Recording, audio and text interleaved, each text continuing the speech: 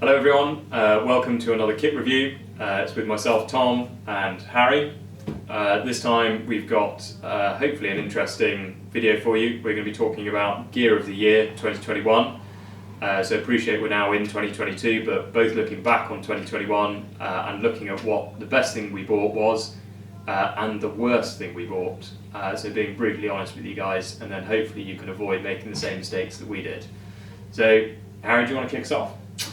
Yeah, no, of course. My gear of the year has got to be hands down the viperflex fifth leg, which you can see behind me, on Tom's rather fetching viperflex sticks. However, I've actually got the best deer call quad sticks, which you can put the fifth leg on any, it seems, quad stick that you get from, I think, the Seeland ones. Best deer call, obviously the viperflex ones, it seems to fit, and it just makes the world of difference when you're shooting to have that extra stability on the front, and it just means you can take such more stable shots than if you weren't to have it. Me and Tom both got one this year, been doing some park culling and stuff like that, head shooting with it, and it's just completely transformed. You know, the stability that you get is just for the sort of for the cost of like carrying such a small amount of extra pole, you get such a benefit when you have to take like a sort of long shot in the wild or park culling or anything like that. It's just I wouldn't be without it now, I think. No, I 100% agree. I think if you weren't bringing it up as your gear of the year, it would probably be probably would be my gear of the year as well. Actually, to be fair, it's just amazing.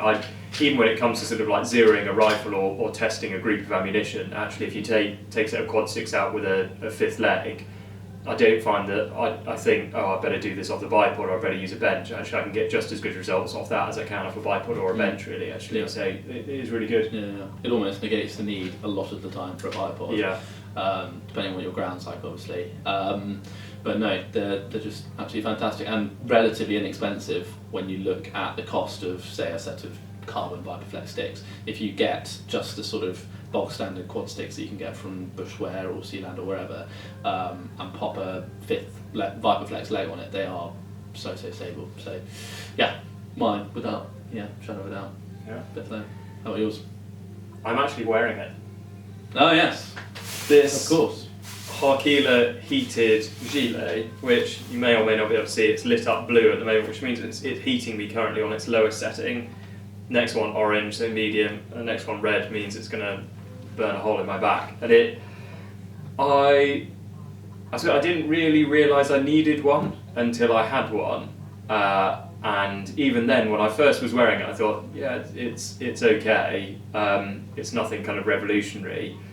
And then it ran out of battery, or the battery pack I plugged it into ran out sort of an hour or two into the first time I was wearing it, and I was sat up in a high seat, and the minute it went off, I just noticed it straight away, and I was just like, right, that it's like someone turned the central heating off. And it is, I think you've got one as well, haven't you? And I have, yeah. They are really, really good. Means you can just wear one less layer of clothing and you're not kind of going out the door like the Michelin Man. You can wear this, and I do find they actually kind of heat you up in terms of if you have been walking hard, you go and sit in a high seat, and then you start to get cold, you turn this on, switch it up to high, and yeah, absolutely great. And unlike some of the cheaper ones, it can go in the washing machine. It just plugs straight into a little, any kind of power bank that you might have. Again, waterproof USB thing. I can't really fault it, so that was definitely my gear of the year. Yeah, no, I have to say that would be a close second for mine. I normally bring a power bank with me when I go stalking anyway, just because, phone charge or whatever, so it's not as if you're really, for me, carrying that much more weight. And I think it really solves, like I say, the issue of wearing too much. But if you dress up like the Michelin Man and you walk out somewhere and then you have to drag a deer back, you get all hot and you lose that breathability, so it kind of solves that in a way. So yeah, I think, totally right. They're absolutely fantastic. And I'm almost more interested to hear what your worst is. Yes, it's probably two, I would say, and they've got to be gloves for things that promise so much and deliver so little, I would say. Okay. I've always struggled with gloves, and you might have a suggestion for me because I just can't seem to find ones that are decent. But I've tried the sort of relatively cheap neoprene ones that you can buy. Yeah. They wear out in about a week. I've just got some Macawet gloves that I'm wearing for a couple of weeks. They're quite highly recommended on various forums online, do. don't they? People seem to rave about them, but I spent a week wearing them in sort of out walking in Dartmoor and stuff like that in the rain and cold, and they were freezing cold.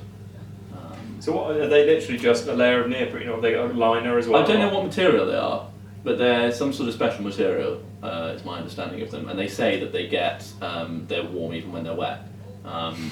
But that wasn't what I found with them, if I'm being totally honest. So the search continues on the glove front. But I too would be interested if anyone's got any decent suggestions. It's the one part of my body that gets freezing when I'm out, especially if I'm sat in a high seat, and it's once you're cold, I mean, it's pretty essential. So yeah, it's true. And also ones that aren't so thick that you can't feel the trigger, or I find a lot of the really good gloves don't have a removable finger. I'm left-handed, so often they have a right finger remover, not a left one. So it's just, I don't think there's really a good solution that I've found yet. To be honest, I haven't tried everything, but I've tried those two, and I've really struggled. So, how about yours? What's your worst? This utter piece of garbage. So quite often, kind of sat in a high seat, or I don't know, out glassing, and you see a deer probably couple hundred metres away, and you think that would make an awesome photo, but it's just that bit too far to get on the iPhone. So I saw online these, which is an adapter you attach onto your binoculars, you slot your phone in, and supposedly you can take awesome photos through your binocular lens with the normal kind of iPhone camera.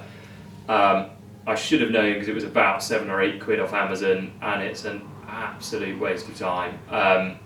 I couldn't get it to fix or hold on to the binocular lens properly. I just couldn't, for some reason the iPhone camera doesn't really want to focus through it. It's one of those things that it's a bit sad really, but you attach it, you try it, and within the first 10 seconds you're like, no, it's just not going to work. And you feel like putting it straight in the bin, which goes against everything I sort of feel in terms of recycling and being responsible for the planet, but it's good for absolutely nothing. So if you're ever tempted by one, I mean, maybe there's a better version out there that I need to go and buy, but just don't bother. So there you go, guys. Our best and worst from 2021. Let's hope 2022 is a better year, and hopefully in a year's time we'll be doing a video for you of Gear of the Year 2022, but hopefully we'll just have positive things to say about some really awesome stuff.